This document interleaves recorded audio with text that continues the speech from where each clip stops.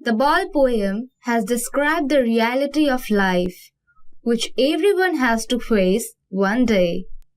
The poet has touched the topic of how to stand up against the miseries and sorrows of life. The ball poem is penned by John Berryman.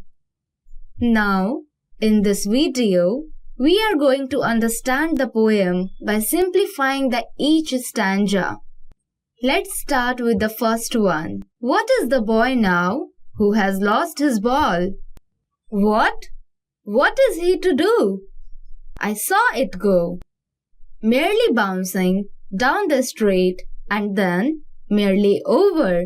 There it is in the water. In this stanza of the poem, the poet is talking about a boy who has lost his ball. He wants to know about him and his reaction because he has lost his ball. Further, he asks to himself that what this boy will do after losing his ball. The poet has seen the ball going away from the boy. He says that the ball was cheerfully jumping up and down in the street. This means that when the ball escaped from boy's hand, it went into the street and later on it fell into the nearby river. Coming to the second stanza, the poet says, "No use to say, oh, there are other balls. An ultimate shaking grief fixes the boy. As he stands rigid, trembling, staring down all his young days into the harbor where his ball went, I would not intrude on him. A dime, another ball, is worthless. Now he senses first responsibility." Here in this stanza, the poet says that there is no benefit of consoling the boy by saying that he will get another ball because he has other balls too.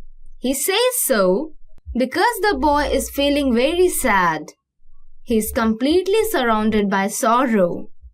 He is sad because all the memories of the childhood days went down the harbor with the ball.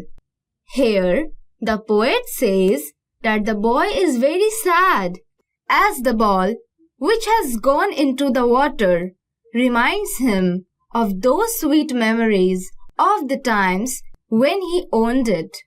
This loss is unbearable for him and he is grief-stricken. The poet says that he cannot even tell the boy to take some money from him in order to buy another ball. He says so because the new ball will not bring the sense of belonging to the boy. Further, the poet says that the time has come for the boy to learn the responsibility of taking care of his things. Now let us see what he says in third stanza. In a world of possessions, people will take balls. Balls will be lost always, little boy.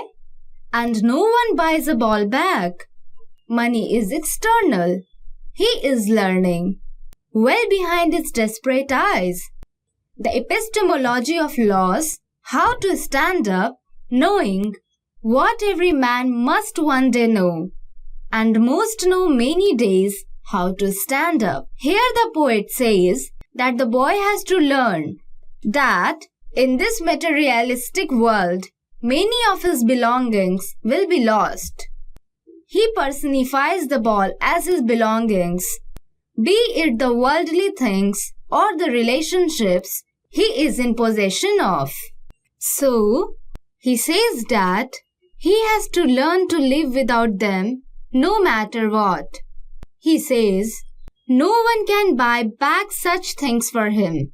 The poet said so because according to him, money cannot buy you everything. If it does buy you some materialistic thing, still, it will not be able to buy the sense of belongingness. He says that the boy is learning how to stand up against the sense of lost thing. This means that the boy is trying to learn the real truth of life, which states that you have to accept the miseries of life and stand up again. This is the truth which everyone has to learn in his or her life. The harsh truth of standing up against the odd miseries of life that everyone has to bear. So that's all in this poem. Thank you.